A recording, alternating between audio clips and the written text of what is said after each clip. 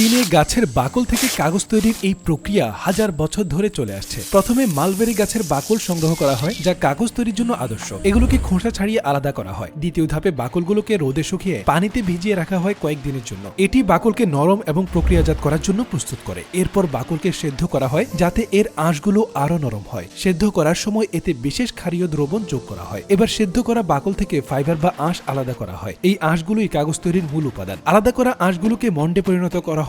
এটি করার জন্য কাঠের ঢেকি ব্যবহার করা হয়। সাথে কাগজ মজবুতের জন্য অ্যালোভেরাও ব্লেন্ড করা হয়। এবার পরিষ্কার পানিতে প্রসেস করা ছালগুলো ফেলা হয়, সাথে অ্যালোভেরা জেল দিয়ে ভালোভাবে মিক্স করা হয়। ষষ্ঠ ধাপে একটি বাঁশের ফ্রেম আলতোভাবে মিশ্রণে চুবিয়ে এইভাবে আঁশগুলো উঠানো হয়। ব্যাস, এবার কাজ শেষ। এরপর এটি শুকানোর জন্য রোদে রাখা হয়। শুকিয়ে গেলে চূড়ান্ত কাগজ প্রস্তুত। একবার শুকিয়ে গেলে ফ্রেম থেকে হাত দিয়ে কাগজ ছাড়িয়ে নেওয়া হয়। এই কাগজটি নরম, মজবুত এবং প্রাকৃতিক। এই প্রক্রিয়া শুধুমাত্র কাগজ তৈরি নয়, এটি একটি ঐতিহ্য এবং প্রকৃতির সঙ্গে মানুষের সংযোগের প্রতীক।